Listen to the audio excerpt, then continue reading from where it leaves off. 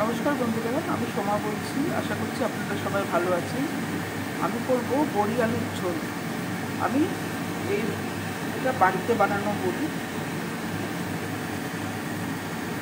আমি তাই দিয়ে করব বড়ি আলুর ঝোল। কড়াতে দিয়ে দিচ্ছি সর্ষের তেল। বড়িগুলো আমি ধুয়ে নিয়ে ভাজবো। বড়িগুলো ভাজা হয়ে গেছে, তুলে নিলাম। তেলে দিয়ে দিলাম কালো জিরে, আলু দিয়ে দিলাম, টমেটো দিয়ে দিলাম, লবণ, হলুদ আর লঙ্কার গুঁড়ো।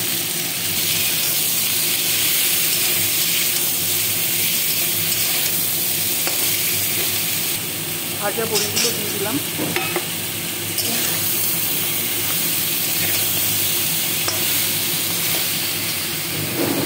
এবার আমি জল দিয়ে দেবো।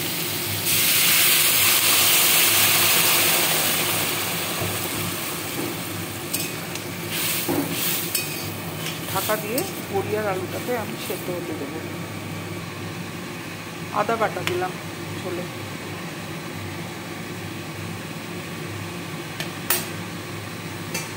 এবার ঢাকা দিয়ে সেদ্ধ হতে দেবো। আমার আলু সেদ্ধ হয়ে গেছে, বড়িটাও সেদ্ধ হয়ে গেছে। শীতের দিনে এরকম বড়ি আলুর ঝোল করবেন। বাড়িতে বড়ি তৈরি করা হলে সেই ঝোলটা খুব সুন্দর খেতে হয়। আমার তৈরি হয়ে গেল বড়ি আলুর ঝোল। রেসিপিটা কেমন লাগলো আমাকে জানাবেন।